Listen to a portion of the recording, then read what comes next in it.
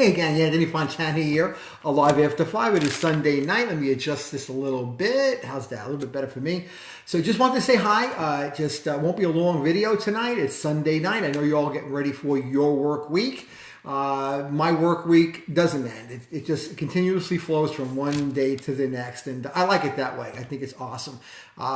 Let's talk about goals a little bit. You know, this is something that I don't talk about a lot. We're not going to get into the how-to tonight, but that's something that I can cover probably later on in the week on some subsequent videos. But are goals important? I don't know. What do you think? I think goals are important. Now, I don't plan out every single minute of every day that I have. I have my long-term goals. I have my medium-term, my short-term goals. Hey, Matthew, how are you, brother?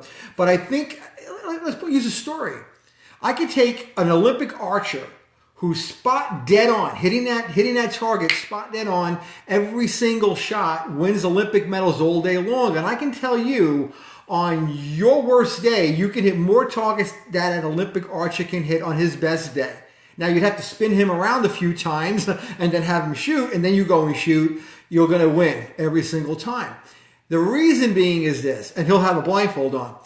You know, it's a silly story because an archer that's blindfolded, spun around, has no idea where his target is. He's just going to be shooting an arrow pretty much anywhere. Zig Ziglar has said this, you don't want to be a wandering generality. You want to be a meaningful specific. And although I don't have, like, what I have to accomplish today, like, it's 3 months out, I do know what I have to do from day to day, 100%, especially being in the businesses that I'm in. I need to know where I'm at. Hey, Ricardo, how you doing, brother? I'm doing fantastic, my friend, really doing fantastic. You know, it's just as difficult to hit a destination that you don't have as it is to come back from a destination that you've never been. You need to know where you're going. And given my line of work, I need to be very specific and get certain things done in a certain amount of time, and I have to get that done. I mean, what if you were planning, what if you got a phone call from a good friend, a very wealthy friend, and that friend said, tomorrow morning at 8 o'clock, we're leaving for a 3-day all-expense-paid trip to Acapulco. My company's president is flying us all down in his private jet, and I have 2 more slots open. You need to come. Most of you would say, it's Sunday night, most of you would say, well, how am I supposed to do that? I don't have the time. I have to put it all together. But there are a lot of you would say that, but some of you might say, okay, maybe I can get this done. What do I have to do? And what's the first thing you're going to do? You're going to whip out a piece of paper, and you're going to start jotting down all the things that you need to accomplish. And you're going to put that list down, and you will get more done in 8 hours before that flight tomorrow morning than you would do in 3 days or 5 days. Now, we're leaving on Sunday for a week or so in Cancun. Now, I have a very busy week, and if I didn't know what I had to get done, I would probably leave here with stuff undone. So I've already made that list. Now, when we first booked the trip, or when we first talked about booking this particular birthday week trip for MJ, we listed everything that we had to get done in order to get the trip done, right? And on there was, this is tax season for me. It's also mortgage season for me. And there are certain things that I have to have done. And I knew it 5 months ago, 6 months ago, exactly where I had to be on Saturday night, all down to packing the bag and which bag I was taking. You know, we needed to buy a few things and a few accoutrements to take on the trip. We've done all that. So we planned it out. But if you have a destination and you know where you're going, you will actually work very, very hard. Now, why do some people, they don't set goals? Why don't you set goals? Well, most people, they've never been sold on the reason why to do it. They just were never brought up. It's not something that's taught in school. I never learned it in school. I learned it from my mentors and from reading books on the how-to. No one ever showed me in grammar school or high school. They said, graduate in 4 years. Okay, great. Then what do I do? They never told you. They waited till you were about to graduate. They got you into colleges and you planned out your college career to a certain extent. But there was no goal-setting course, not that I remember. Anyway, hey, Jonathan, how are you? Paul, what's going on? Thomas in Florida on the call. They've never been sold why to do it.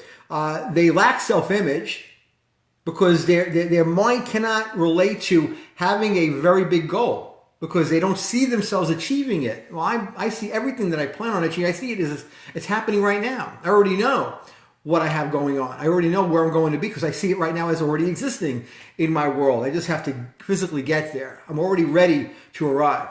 I'm already packed and ready to go. They fear failure. This is a big one. Most people will not set a goal because they fear that failure if they don't hit that goal.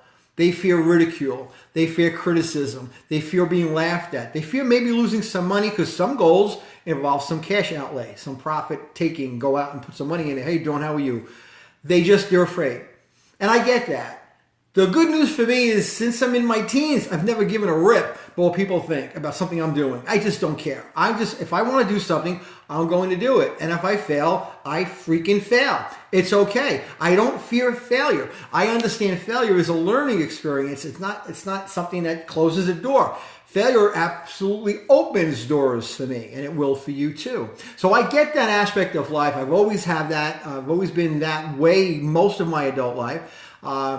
And I very firmly believe in it, but fearing failure, that comes from inside of you.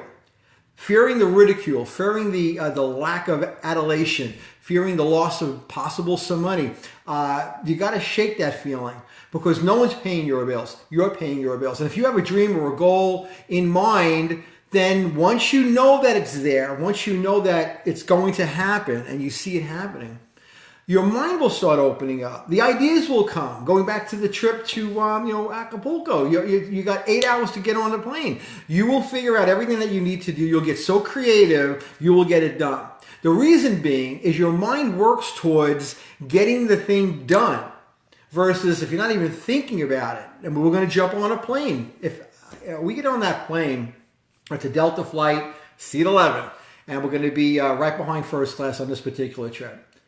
If that pilot says, hey, thank you for boarding Delta Flight 437, whatever it is, and we're going to do our best to get you to Cancun today. Sit back and relax. So we may or may not get there. We'll figure it out as we go along.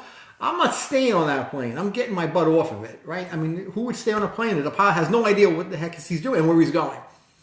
He has no plan. If he didn't have a plan of action, all the buttons that have to be switched, all the things that have to start and go in the exact sequence to get us there, that plane's not going to arrive. So it's incredibly important that he has a goal. Same thing if you're getting in a car and you're driving to Florida from New York. If you don't have a map or a guidance system to take you there, you could end up in Oakland, California, right? You need to know where you're going. And the fourth thing is incredibly important. They just don't know how to do it. Most people they don't know that they should do it. They don't have the tools to do it. They're afraid to do it because of the fear of failure, and their self-image is such that they just don't see themselves accomplishing anything, so they don't set any goals. So those four factors prevent people from setting goals. There's a great book by the late Maxwell Maltz. It's called Psycho-Cybernetics. I think there's a rewrite on that. I don't know if the rewrite it really does a lot to the original book that I read when it first came out. It's a great book. It's about self-image. It's about basically human beings are designed to move forward. A submarine, that's sitting on the surface of the water is going to rust out. An airplane will rust out quicker on the ground than it will if it's flying in the air. And a ship is not designed to be tied at the dock. I mean, is it? It's designed to actually go out onto the water and accomplish something. It's supposed to go somewhere. Sitting, in the port all day, it'll just rust out, eventually rot and fall apart from lack of maintenance and from lack of movement.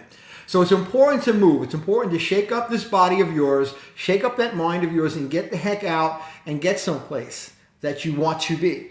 So setting the actual goals, we'll cover some of that later on in the week, maybe on another live call, maybe on just a regular talk. I can do sometimes I do video that are not live. I just have a whole game plan. I put it out there. They may be a little bit longer, but I recommend you read. I recommend you study the process, and then I recommend you to implement. So the reason I do this tonight is because it's Sunday.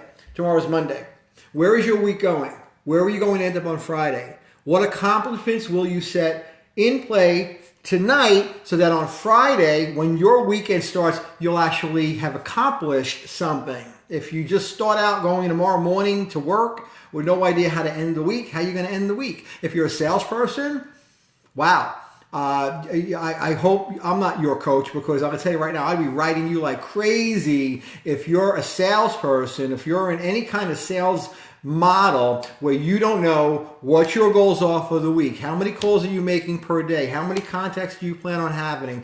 How many people do you intend to put in front of whatever it is you're marketing? How many people do you intend to close? If you don't know those things, they're not written down, your odds of hitting it are almost zero. Hey, Robert, how are you, brother? Adolfo, what's going on? So it's not a lack of time that causes people to fail. It's a lack of direction.